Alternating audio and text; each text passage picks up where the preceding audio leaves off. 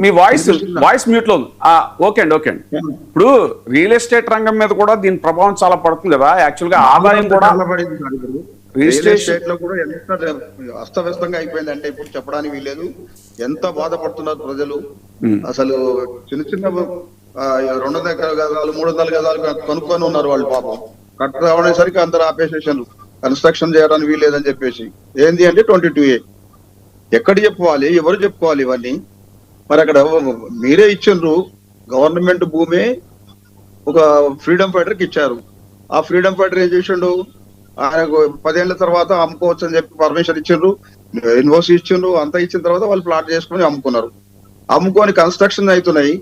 ఇప్పుడు చిన్న చిన్నవి వాళ్ళు కన్స్ట్రక్షన్ మొదలు పెట్టుకునేసరికి ఈ 22 వచ్చింది సార్, మేము ఇవ్వలేము, దయచేసి ఏమనుకోకండి అని చెప్తే పంపిస్తున్నారు.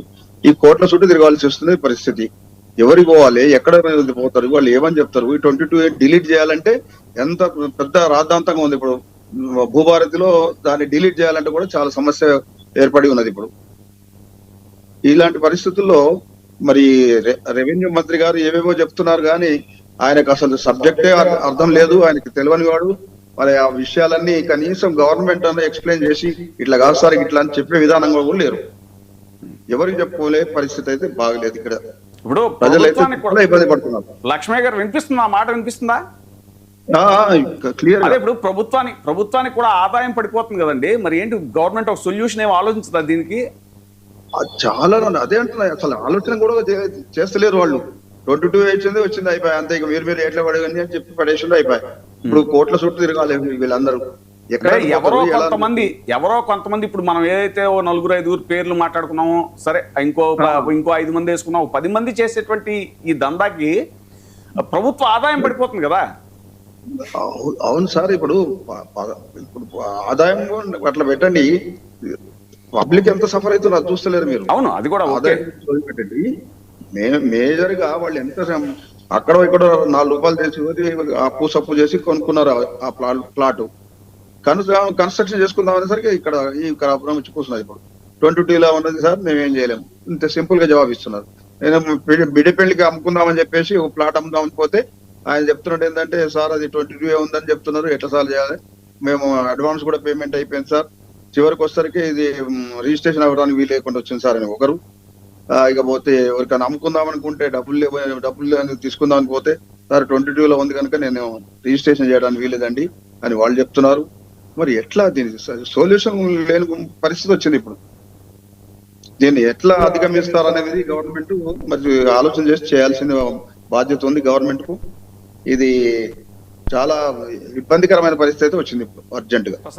ఇప్పుడు దీనికే ఒక సొల్యూషన్ లాగే నీతి ఆయోగ్ ప్రతిపాదించింది ఈ ల్యాండ్ టైటిల్ యాక్ట్ అనేటువంటిది ఏదైతే ఉందో దాన్ని ఇంప్లిమెంట్ చేయడానికి ప్రయత్నించినప్పుడు ప్రీవియస్ గవర్నమెంట్ ఏపీలో ఎలాంటి ఎఫెక్ట్ చూసారో మనం చూసాం.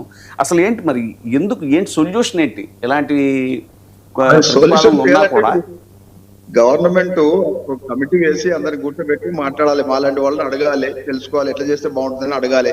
కానీ వాళ్ళు మాకు దగ్గరికి కూడా రానిస్తలేరు. రిటైర్డ్ వాళ్ళకు అంటే వాళ్ళకు అసలు చులకనం ఉంది.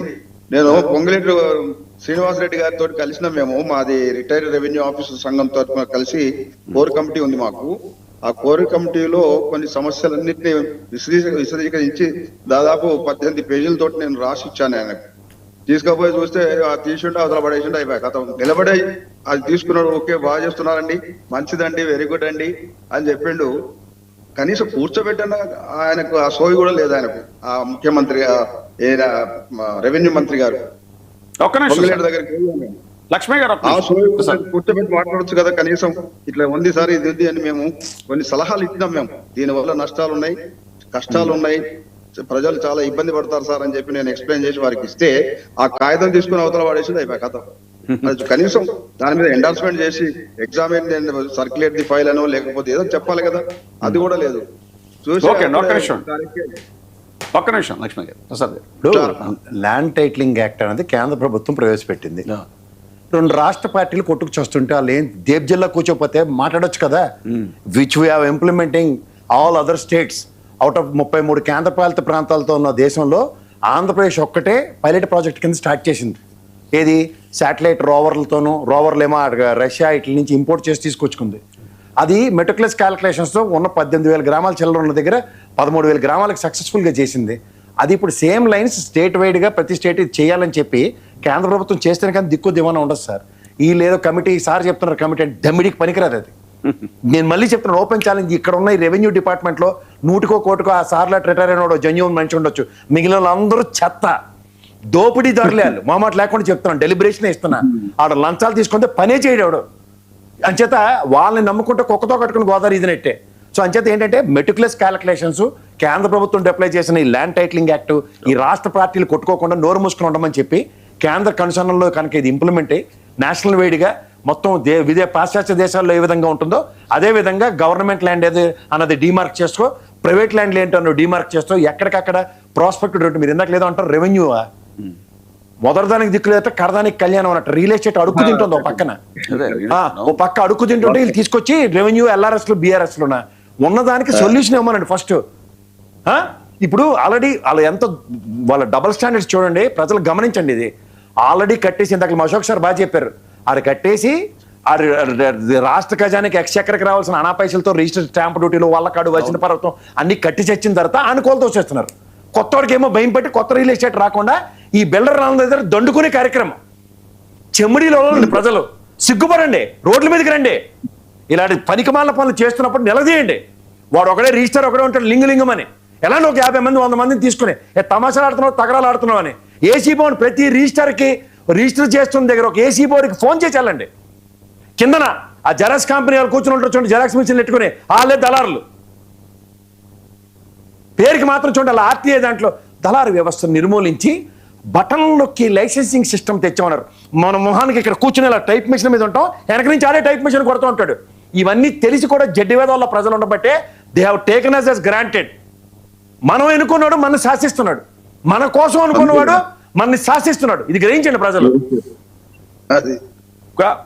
మీరు చెప్పింది ఒక యాంగిల్ అండి, ప్రజలు తిరగబడాలి అనేటువంటిది. ఇప్పుడు ఏం చేస్తారు సార్? ఇప్పుడు ఇల్లు తిరగజోసేస్తుంటే గాంధీ మహాత్మలో బాబు అని కాళ్ళు అట్టుకున్నారు. ఆగడే రంగనాథ్ హైడ్రా ఆగిందా? ప్రజలు తిరగబడలేరనే కదా వాళ్ళ అదే when they have taken us as granted. అదే అయితే అశోక్ గారు, ఇప్పుడు కోర్టులు సుమోటోగా తీసుకుని చేసేటువంటి మళ్ళీ కోర్టులు అంటారు సార్, ఆయన అమాయకంగా అడగండి. కోర్టు జడ్జిమెంట్లు ఉన్నాయి, దాన్ని ఇంప్లిమెంట్ చేయడానికి లంచాలు అడుగుతున్నారు. అదే సుమోటోగా తీసుకునే అవకాశం. సార్ ఒక్క నిమిషం ఆగండి, ఏమనుకోకండి సార్. తహసీల్దార్ గారు మీరు దయించి మీ వాళ్ళని ఎక్స్పోజ్ చేయండి సార్, ఇలా డిమాండ్ చేస్తున్నారని. అవును, కరెక్ట్, అది వాస్తవమే జరుగుతుంది. అశోక్ గారు అలా సింపుల్ బిట్ క్వశ్చన్ కాదు, డీటెయిల్ గా చెప్పండి. సో రిజిస్టార్ ఆఫీస్ అని బీయింగ్ అధ్యక్షుడు జెన్యూన్ గా మా దగ్గర ఇంతమంది ఉన్నారు, మిగిలిన కరెక్ట్ అని చెప్పండి. అశోక్ గారు చెప్పండి. Andhra Pradesh high court TC Rajaratnam versus state చెప్పేసి ఒక జడ్జిమెంట్ ఇచ్చిందండి. ఆ జడ్జిమెంట్ లో ఏం చెప్తుంది కోర్టు అంటే, జాబితాలో భూమిని చేర్చడం లేదా తొలగించడం చట్టబద్ధమైన ప్రక్రియ ద్వారానే జరగాలి.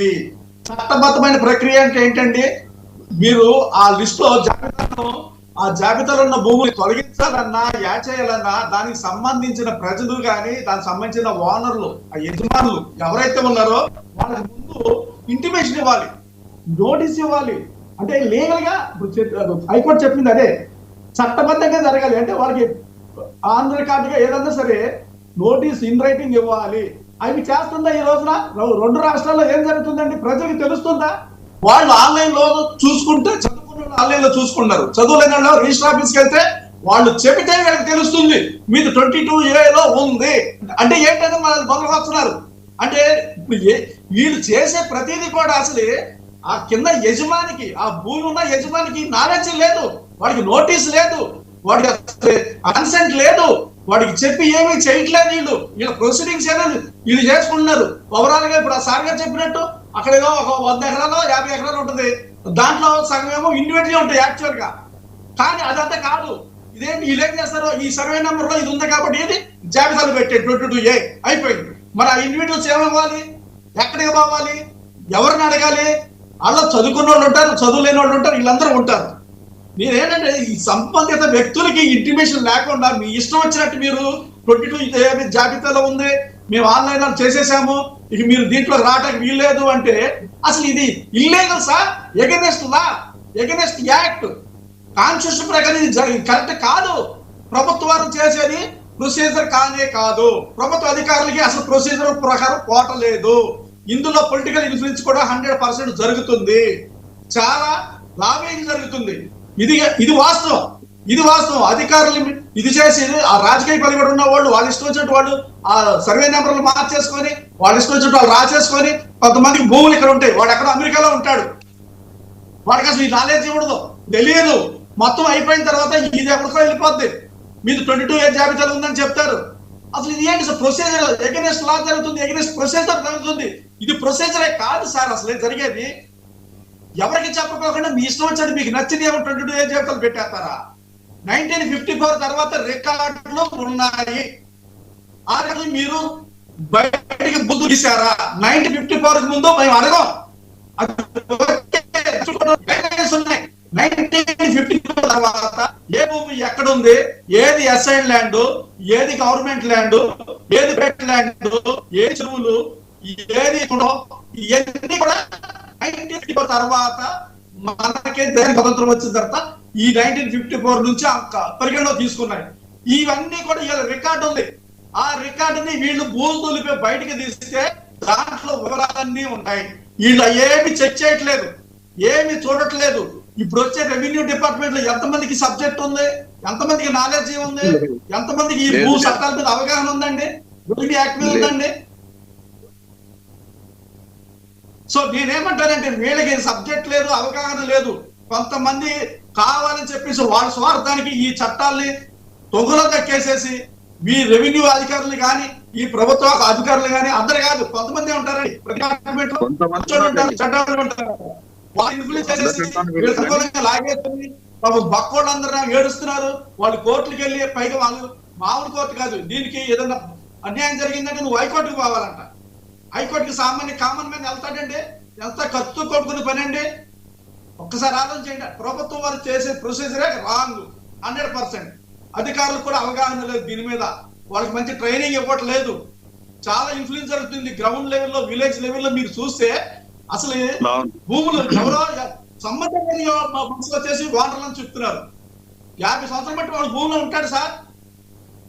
వాడికి సడన్ గా నీకు 22A జాబితా అని చెప్తున్నారు. వాడు గుండు బ్యాగ్ చేస్తున్నాడు. ఇప్పుడు 50 సంవత్సరాలు బట్టి వాడు సేద్యం చేసుకుంటాడు, వాడు పొలంలో వాడు ఉంటాడు, వాడికి అన్ని ఇది సంవత్సరాలు బట్టి వాడే ఓనర్ గా ఫీల్ అవుతాడు. నువ్వు ఇప్పుడు వచ్చేసి నువ్వు కొలతలు వేసేసి 22A జాబితాలో ఉంది కాబట్టి నువ్వు కాదు అంటే వాడు బక్కేమైపోవాలి. 50 సంవత్సరాలు బట్టి అదే పొలం చేసుకుంటున్నాడు. ఇది ఎంత అన్యాయం సార్? ఇది చాలా సఫర్ అవుతున్నాం. మీలాంటి సామాజికవేత్తలు పిల్లు వేస్తే, పబ్లిక్ ఇంట్రెస్ట్ లిటిగేషన్ వేస్తే ఏమన్నా ఉంటదా? ఏమైతుంది? ఏం చేయలేదు. అది కూడా ఏమేస్తుంది? ఏమన్నా ప్రభుత్వాధికారులు సుప్రీంకోర్టు, హైకోర్టు గైడ్ లైన్స్ ని ఫాలో అయితే సరిపోద్ది. వాళ్ళు ఫాలో అవ్వట్లేదు. అది ప్రాబ్లం ఇక్కడ. అది కూడా ఒక ఆరోపణ ఉంది. ఇంకోటి ఏంటంటే లక్ష్మయ్య గారు ఇప్పుడు అదే మాకు వస్తున్నటువంటి ఈ బాధితుల నుంచి వస్తున్నటువంటి ప్రశ్న ఏంటంటే, నా ప్లాట్కి బ్యాంక్ లోన్ వచ్చింది, ఇప్పుడు రిజిస్ట్రేషన్ ఎందుకు కాదు? వాస్తవం. HMDA అనుమతి ఉన్న ప్లాట్ 22A లో ఎలా చేరింది?